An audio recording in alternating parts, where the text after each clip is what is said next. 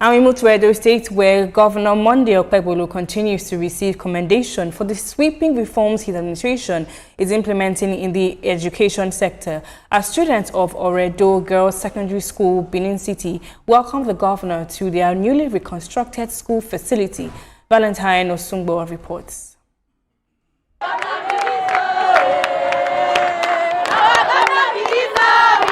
Governor Okpebholo was received by cheers and excitement from students and staff during his visit to Oredo Girls Secondary School, a project recently completed by his administration after years of abandonment.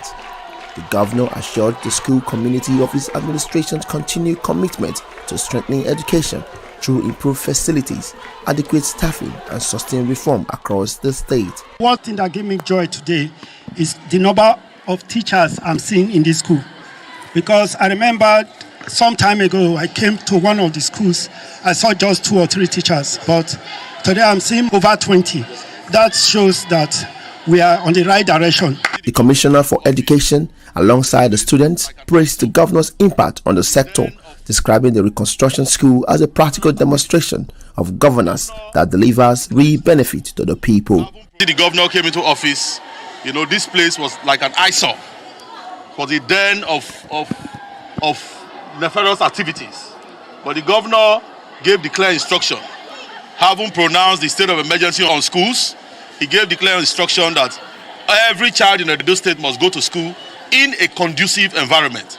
And what you are seeing today is a testament of a governor who is committed, a testament of a governor who is passionate about every Edo child. So today we are happy, and on behalf of the children, sir, we want to say thank you. On behalf of all the teachers, the parents in Edo State, we want to say thank you. We say God bless you, and may God continually give you the wisdom and enablement to continually carry on this good work that you have started, sir. Thank you. Governor Okpebholo's visit to Oredo Girls Secondary School reinforces administration's resolve to reposition public education as foundation for sustainable development in the state. Valentine Osungbo, TVC News, Benin. Valentine Osungbo is here to speak on the reconstruction and other moves of the governor. Valentine, you were at the Oredo Girls Secondary School during the governor's visit. What was the condition of the school before the reconstruction, and how significant is this intervention for the students? Thank you very much for having me. The Oredo School, just like many other schools that have been in existence in the state, we're in a deplorable condition. Like you could see in that video, there was a before and after footage. You could find out that some of them were not inhabitable. They were not inhabitable, and that a lot of people were wondering how have students fared under such an environment. And I think that was one of those things that led the governor to declare a state of emergency in the education sector, because across the Queen district, there were schools who were in a very bad condition.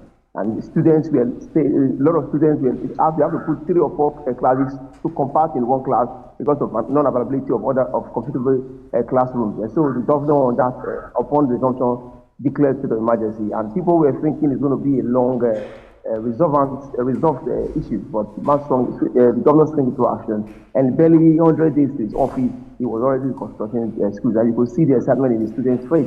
That is what it means today. To go back to schools that are conducive for learning, and knowing that education is the bedrock of every society. And so education shouldn't be joked with. And like what he said, the governor said himself, that he is happy coming back to see the faces of the children and the faces of the teachers lit up with joy, because that is the only way you can assimilate whatever you are being told, and that is the only way you can be encouraged to teach students. How does this project fit into the broader education reforms being implemented by the Okpebholo administration across the state?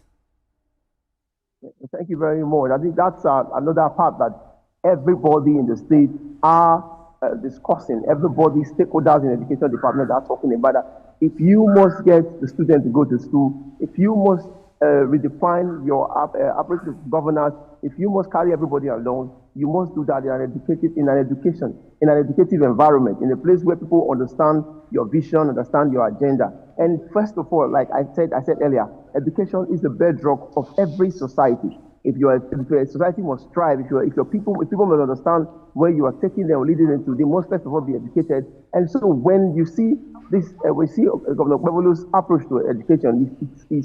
It tells a story of a man who is ready to deepen discussion around education, to deepen discussion around about uplifting the people. And so this gets to speak volume of how he tends to run his 4-year administration and how it will transcend into other sectors of the state.